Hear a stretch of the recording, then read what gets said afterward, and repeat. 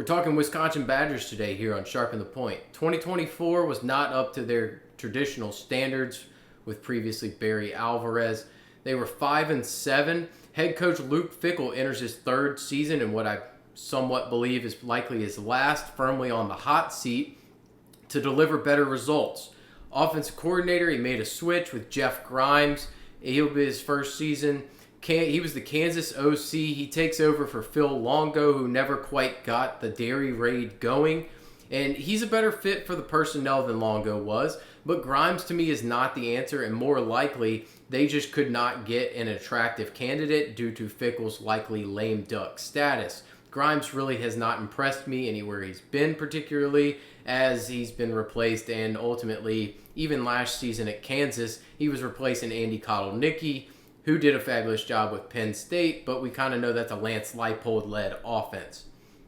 Quarterback-wise, Tyler Van Dyke was never going to be the answer last season as he regressed after a solid showing as a freshman year at Miami. His ACL injury and forced turn to Braden Locke provided a convenient excuse for a severe lack of production from the offense. Now they're going to again turn to the portal for a solution, but this time they brought in two guys, one which they believe can help right away, and another which they hope can develop after playing extensive snaps as a freshman.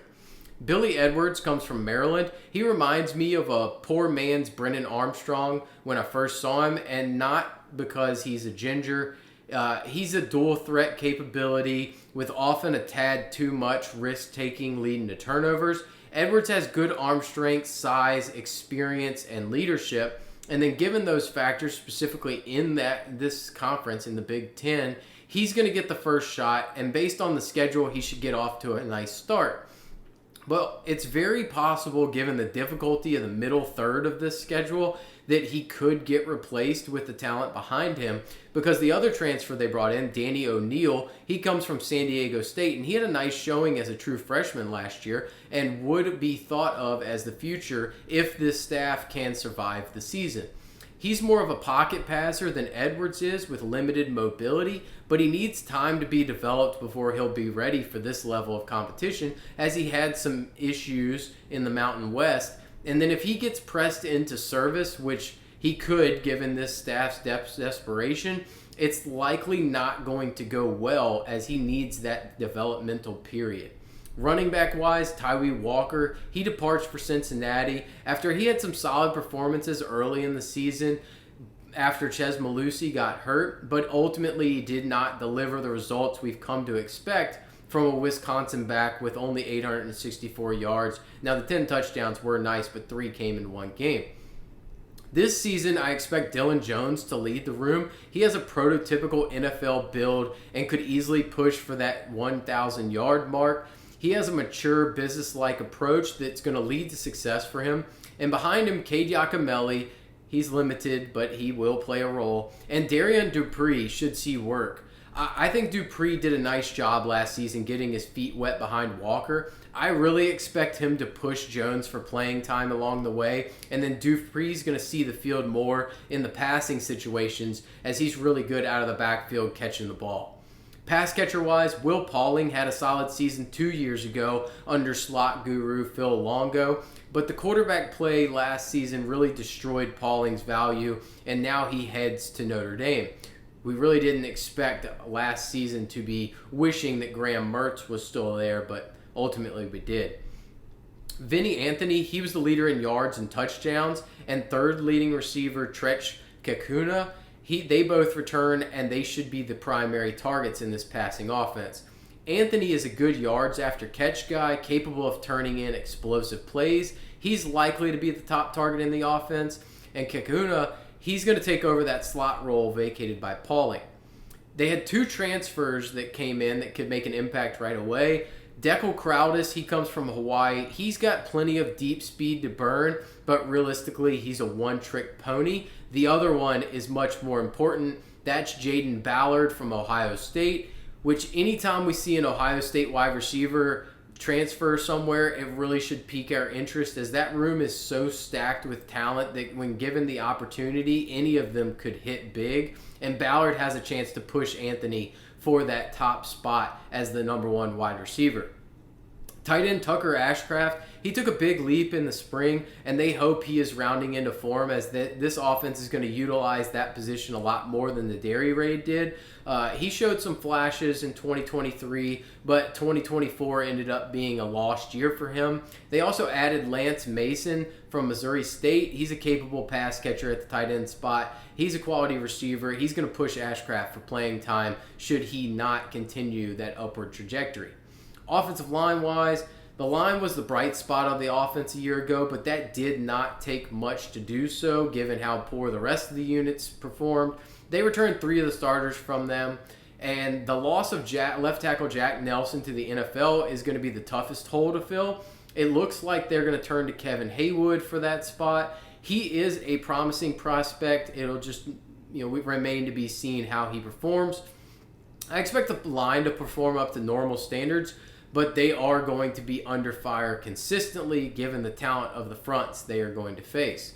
Defensive line-wise, this group was awful last year. They got no pressure on the quarterback. They recorded 4 sacks all season, and the 2 guys who ended up getting those 4 sacks left after last season, with Elijah Harris graduating and Kurt Neal went to Illinois.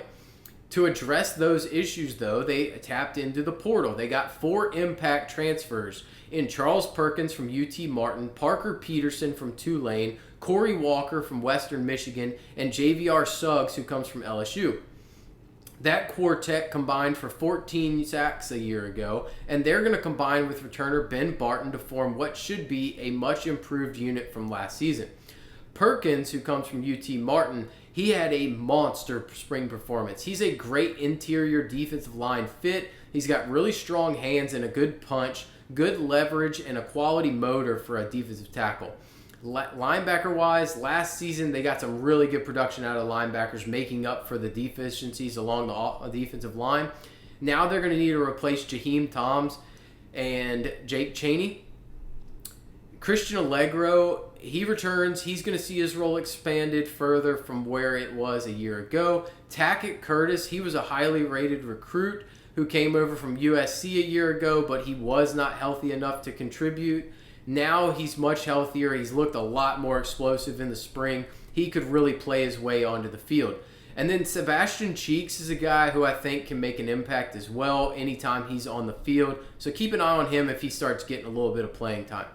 Defensive back-wise, outside of losing safety Hunter Wohler to the NFL, this starting unit remains intact off of a season where they did a nice job of keeping plays in front of them and avoiding the big mistakes.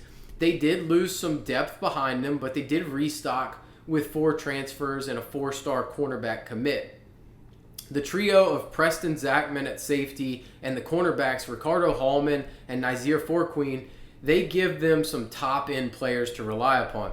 Combining their high ceilings with the steady play and sure tackling ability of nickel Austin Brown really gives a soft landing spot for the transfers to learn from, and one of them will be in the lineup. My expectation is that safety Matthew Traynor, who comes from Richmond, will slide into the spot formerly held by Wohler. With the improved pass rush, these impact players shouldn't have to cover as long as they did a year ago, and that's going to give them some capability to make more plays on the ball, specifically Hallman, who I think can really leap up draft boards. Schedule-wise and outlook for this season, my big concern with the offense and Edwards specifically is that he had 2 absolutely fabulous weapons to throw to last year at Maryland, and now his receiving core is nowhere close, in my opinion, to the level of Caden Prather or Tyquan Felton. And so we'll just have to kind of wait and see how that room, can Vinny Anthony level and be a Prather? Is there even the possibility that somebody can step up? Could that be a Ballard who can be a Felton-like replacement that give him those weapons on the outside for Edwards to be able to show off his arm talent? Miami of Ohio leads them off.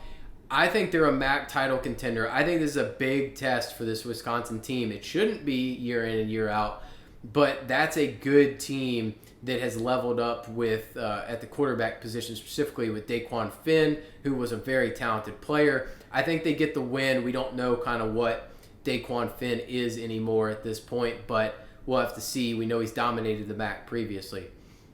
Middle Tennessee State, nice easy win.